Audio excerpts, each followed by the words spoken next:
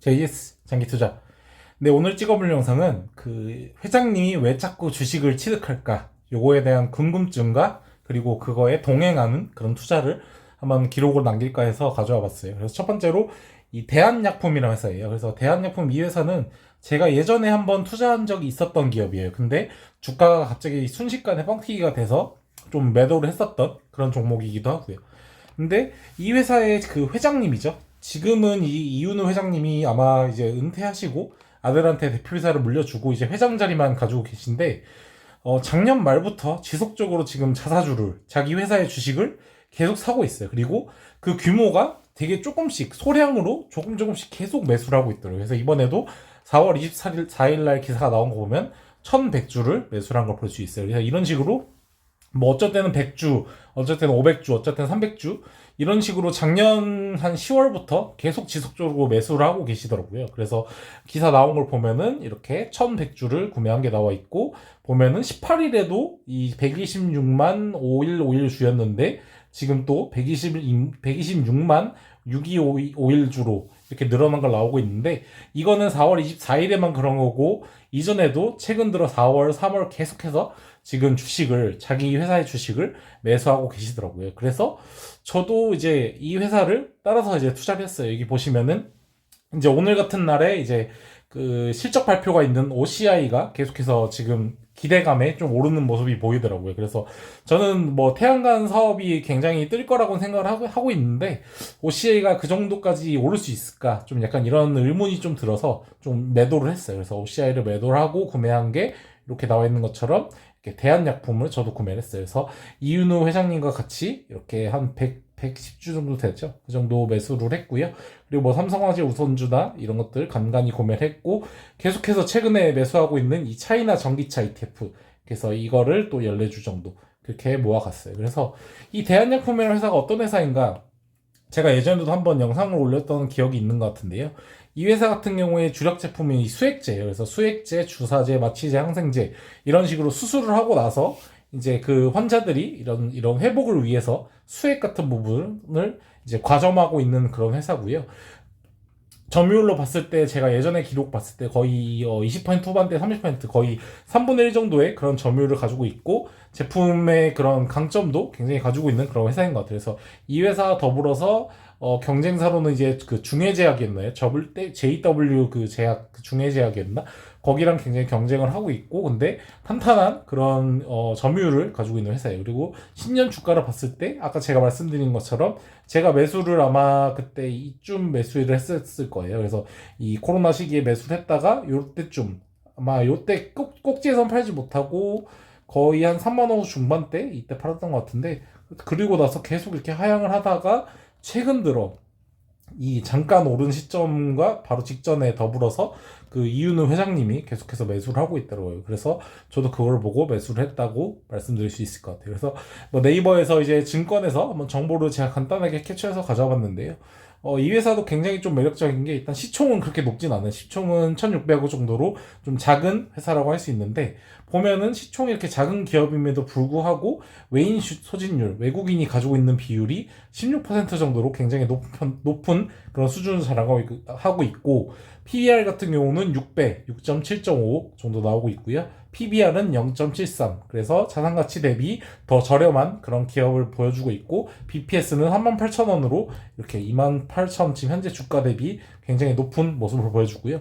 굉장히 특이한 건 제약회사임에도 불구하고 배당 수익률, 이 배당 수익률이 지금 주가로 2.31%라는 거예요. 그래서 이게 저는 가장 큰 매력 포인트라고 생각해요. 어쨌든 이제 저희 이제 부모님 세대 60년대생 그리고 이제 70년대생까지 굉장히 우리나라 인구가 많은 그런 그 세대잖아요. 근데 그 세대들이 이제 앞으로 10년 후 정도가 되면은 좀 이렇게 질병이나 이런 것들로 수술로 인해서 아프신 분들이 아마 많이 발생할 건데, 그런 고령화 사회를 대비해서 이 대한약품이란 기업이 어쨌든 수액에서는 굉장히 그 우수한 품질을 자랑하고 있고 또 점유율을 잘 차지하고 있기 때문에 60년대생, 70년대생들이 점점 이제 나이가 들면서 이제 뭐 70대, 80대가 되면은 뭔가 수술이나 이런 것들을 많이 하게 될 건데, 그 수액의 수혜를 아마 대한약품이 그래도 어느 정도 받지 않을까 그런 생각이 들어서 투자 포인트로 장기적으로는 굉장히 좋지 않은 생각을 하고, 지금 주가 2만원대 주가로는 배당 수익률도 2%대 중반이 나오기 때문에 어떻게 보면 지금이야 뭐 금리가 많이 올라서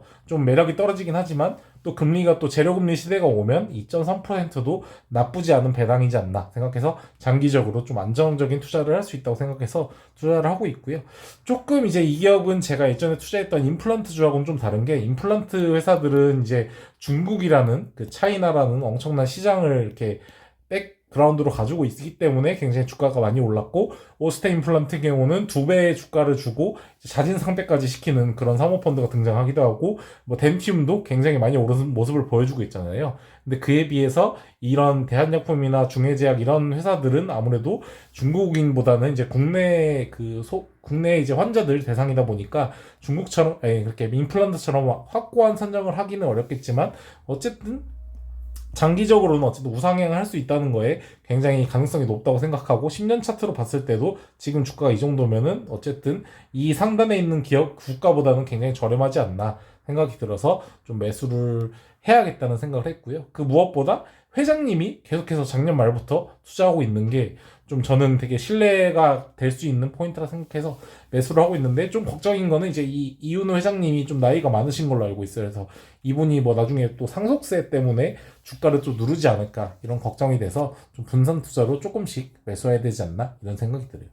마지막으로 제가 투자하고 있는 기업 중에 이제 현대차 같은 경우가 좀 의미 있는 기사가 나서 하나 좀 메인을 캐치해 봤어요. 그래서 현대차가 1분기 영업이익이 3조 5,927억으로 상장사 첫 1위를 달성했대요. 그래서 이게 얼마나 엄청난 기록이냐면은, 삼성전자 2009년에 국제 회계 기준이 도입된 이후 삼성전자를 지키고 분기 영업이익 1위를 달성한 게 현대차가 최초라 하더라고요. 그래서 삼성전자 어쨌든 지금 반도체가 굉장히 불황이기 때문에 그 틈새를 타서 현대차가 1등을 한 거라고 볼 수도 있겠지만, 폄하를 한다면, 하지만 긍정적으로 본다면 어쨌든 이렇게 어려운 경제 상황에서도 이 현대차가 굉장히 우수한 품질의 자동차로 판매를 잘하고 있고, 저는 개인적으로 계속해서 주장했던 게, 우리나라 사람들은 현대차를 굉장히 무시하는 경향이 세고 또 노조에 대한 그런 안 좋은 그 인식들이 많아서 좀 안 좋게 보는데, 실제로는 이렇게 우리나라 내수뿐만 아니라 수출에서도 굉장히 좋은 평가를 받고 있고,